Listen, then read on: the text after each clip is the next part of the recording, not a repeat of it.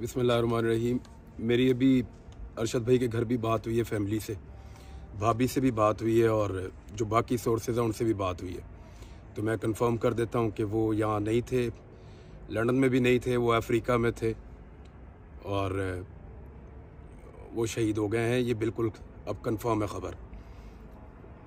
अभी हमारा सिर्फ एक मुतालबा है पहला, और एक ही बात हम कर रहे हैं कि जल्द अज जल्द अरशद भाई को वापस हमारे पास पहुंचाएं इस्लामाबाद एयरपोर्ट पे, पूरी इज्जत और एहतराम के साथ। बाकी बात बाद में करेंगे।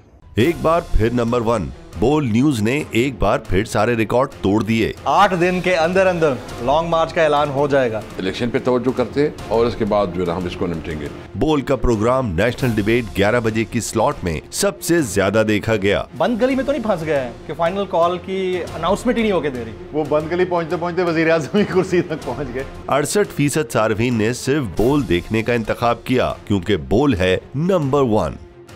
सबसे ज्यादा व्यूज, सबसे ज्यादा रील्स और सबसे ज्यादा रेटिंग के साथ बोल अब भी नंबर 1 पोजीशन पर बरकरार। सब्सक्राइब करें और बेल दबाएं ताकि कोई खबर रह न जाए।